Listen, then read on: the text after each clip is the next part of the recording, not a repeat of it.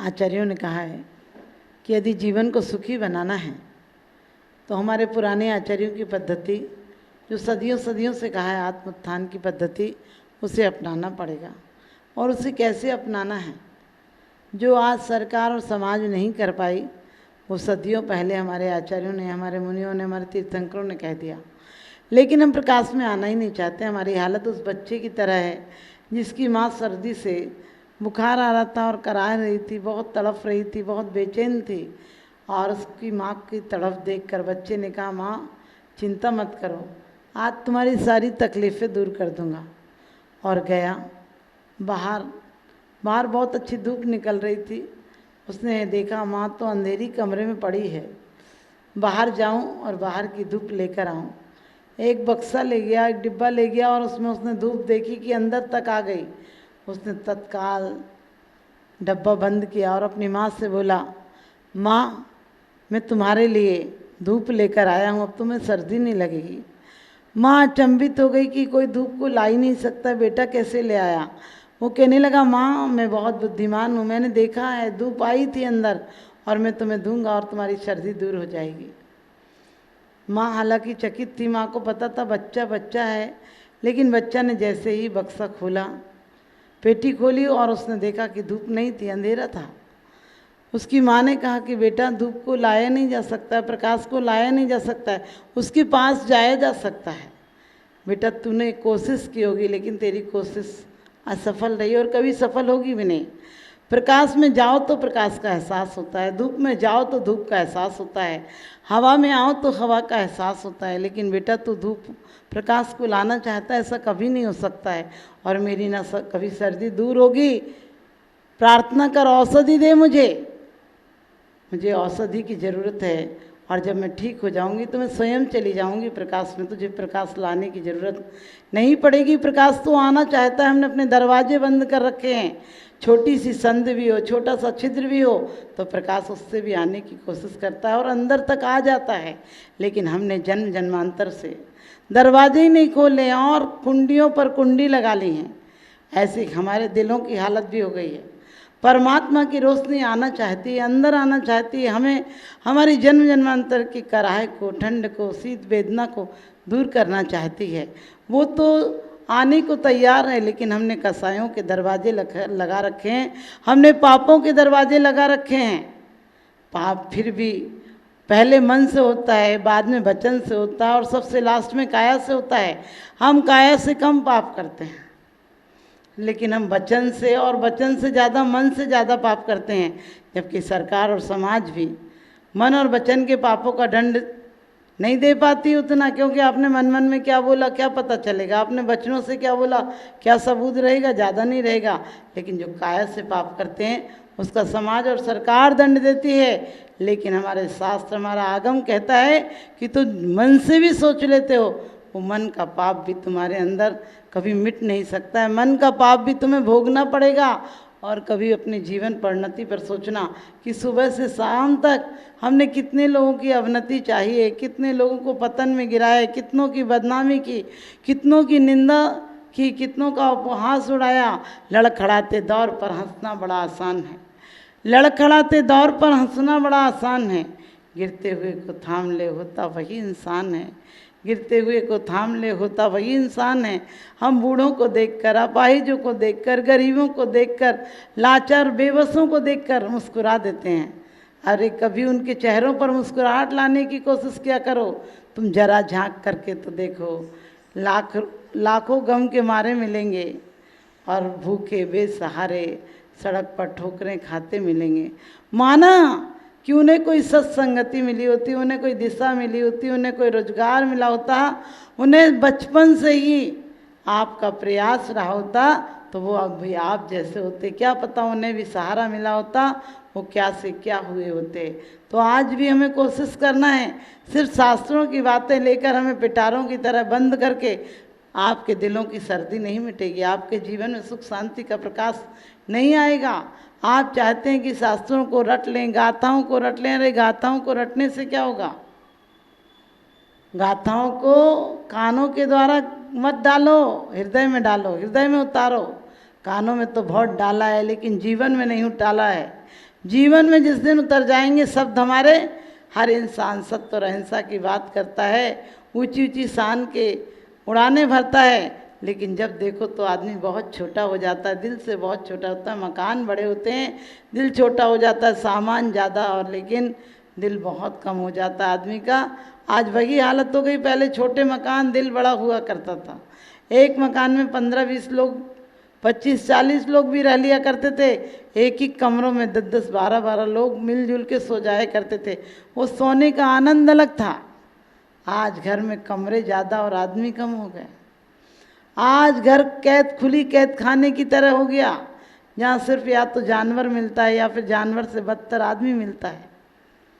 एक आदमी नई नई शादी होकर आया, एक दरोगा नई नई शादी होने के बाद अपने घर में आया, कोठी में आया, बंगले में आया तो कुत्ता भौंक रहा था, क्योंकि अब तो कुत्ते ही मिलते हैं, आदमी तो मिलते ही नहीं बोलने के लिए, तो कुत्ते ही मन बहलाते रहते हैं। और आदमी भी इतना छोटा हो गया कि अपने बाप का हाथ नहीं पकड़ सकता, कुत्ते का हाथ पकड़ के घुमा सकता है। आजकल लोगों के अपने पिताजी की कोई आचरण की, कोई बढ़िया दान धर्म की पहचान नहीं रही।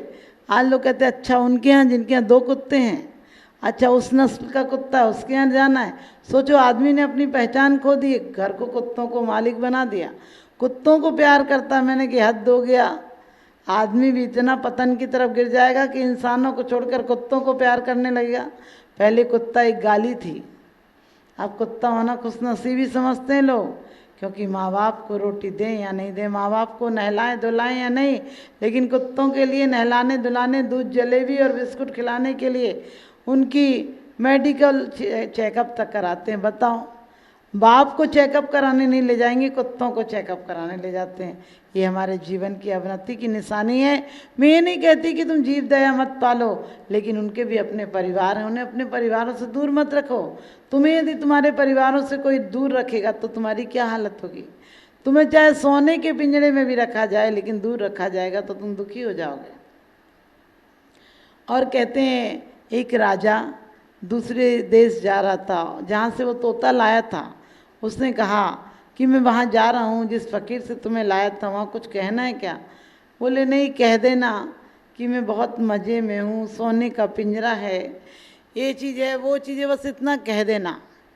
और मेरे मित्र मिले तो कह देना मैं बहुत ठाठ से रह रहा हूँ, सोने का पिंजरा है, खाने को छुआरा किशमिश बढ़िया चीज़ मिलती है, नहलाने धुलाने को नौकर हैं। लेकिन राजा ने सोचा बस इतना ही कह दो कि लेकिन तुम लोग दुखी हो। राजा ने सोचा था कि लेकिन का मतलब ये होगा तुम लोग दुखी हो। जैसे ही राजा उस देश में गया और राजा ने जैसे उन पेड़ों पर बैठे तोतों से कहा कि तुम्हारा मित्र हमारे गांव में, और उसने संदेश दिया है कि हम बहुत मज़े में हैं, खाने को अच्छी चीज़ें मिलती हैं, पिंजरा सुंदर है, नौकर चाकर मेरी सेवा में लगे हैं, मैं बहुत बोलता हूँ। और इतना कहने के साथ ही जैसे ही राजा ने संदेश सुनाया कि वो तो सारे तोते नीचे गिर गए और फड़फड़ा के उन्होंने सांसें रोक ली। अब तो इसको बड़ा बुरा लगा, कहने लगा मैंने ऐसा क्या कह दिया, सारे तोते मर गए। और उसने आकर अपने तोते से कहा कि तुमने क्या कहा था ऐसा। मैंने उनसे वही सब कहा था जो तुमने कहा था, मज़े में हूँ, नहला रहे हैं, धुला रहे हैं, खिला रहे हैं, लेकिन। और इतना सुनते ही उस तोते ने पैर फड़फड़ाए और वहीं पर गिर गया, क्योंकि राजा ने आके कहा था कि वो लोग तो ये सुनते ही गिर गए, और वो भी सुनते सुनते ही फड़फड़ाने लगा। उसने सांस रोकी, राजा ने देखा ये भी मर गया। राजा को तोता से बहुत प्रेम था, उसे बाहर निकाला और बाहर रखा। जैसे ही बाहर रखा कि तोता फुर से उड़ गया। और कहते राजा देखता रह गया, लेकिन पेड़ पर बैठकर तोते ने कहा कि मेरे साथियों ने मुझे शिक्षा दी थी कि तुम बोले थे इसलिए तुम बंदी बने, आज तुम मौन हो जाओ, तुम अपनी प्रक्रिया, अपने जीवन शैली को बंद कर दो, विराम ले लो, आज तुम मुक्त हो जाओगे। मुझे संदेश मिल गया और मेरे तोतों ने, मेरे मित्रों ने मुझे यही संदेश दिया था। आज परमात्मा रूपी मित्र भी हमें यही संदेश देते हैं, मन वचन काया को मौन रखो, मत बोलो, ज़्यादा मत बोलो। जितना तुम 1 घंटे में बोलते हो उतनी शक्ति तुम्हारी एनर्जी वेस्ट हो जाती है जितना कि तुम 7 किलोमीटर चल लो। तो लेकिन हम मुंह से तो मौन रख लेते हैं, सारे इतने करेंगे, माथा ठोकेंगे। मैं कहती हूँ मन की शक्ति को, वचन की शक्ति को सकारात्मक ऊर्जा में लगाओ, अच्छी बातों में लगाओ। मन में गंगा जल की तरह मन को पावन करो, मुनियों के समान दिल को निर्मल रखो, बालक के समान निर्विकारी रखो, और वचन को बिल्कुल ऐसा बना दो वीणा की तारों की इस तरह कि जो सुने वो बाग बाग हो जाए, जो सुने वो आग आग नहीं हो जाए। और काया के द्वारा कोई कुछ इष्टा मत करो, कोई अनलगल प्रवृत्ति मत करो। काया को यदि आप परिवार में हैं, जिम्मेदारी है, तो एक कैदी की तरह रहो कि मैं कैदी की तरह रह रहा हूँ। जिस दिन सजा पूरी होगी उस दिन मुक्त आकाश में, मुक्त आत्म स्वभाव में विचरण करूँगा। मेरा ही घर नहीं है तो धर्मशाला है, सराय खाना है, जितनी आयु है उतनी लेकर आया हूँ। लेकिन निंदा मत करो, इसे प्रमाद में मत गुजारो, इसे प्रसाद में गुजारो, इसे रो रो कर मत गुजारो, इसे वेटिंग रूम की तरह हालत मत कर दो इसकी।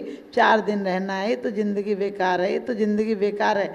अरे बेकार में से ही कार निकलती है, मिट्टी में से सोना निकलता है, और कोयले की खदानों में हीरा निकला करता है। हमारी इसी पर्याय में जो आज अंधकार में बनी है, विषाद में बनी है, इसी से एक प्रकाश की किरण गुजरेगी जो हमें परमात्मा तक ले जाएगी। और परमात्मा तक ले जाने की मतलब नहीं रोज़ परमात्मा तक जाते हैं, लेकिन वो परमात्मा की आत्मदशा से मिला दे, वो तार मिला दे, वो हम अपने दरवाजे खोलेंगे, अपनी खिड़कियाँ खोलेंगे। वो 5 इंद्रियों के दरवाजे हैं। और जो 4 कसायों रूपी हमने अर्गला लगा रखी है, वो 4 कसायों की अर्गला की जगह चतुर्भावना भाएंगे, प्रेम वात्सल्य करुणा और गुणीजनों को अनुराग करेंगे। क्योंकि सत्य से मैत्री गुणसो प्रमोदम क्लिस्तेषु जीवेषु कृपा परतम माध्यस्य वामम विपरीत वृत्तो सदा ममात्मा विद्यात देवी। परमात्मा से विचार करेंगे कि गुणीजनों में मुझे आदर का भाव हो, दीन दुखियों पर मुझे करुणा का भाव हो, विपरीत दुष्ट जनों पर मेरा माध्यस्थ भाव हो, और सब जीवों पर मेरा प्रेम भाव हो। ऐसी जिस दिन मेरे अंदर परिणति आ जाएगी, आज और अभी परमात्मा दशा की मेरी शुरुआत हो जाएगी। आप सबकी परमात्मा दशा की शुरुआत हो, मेरा यही सब आप सबको शुभाशीर्वाद।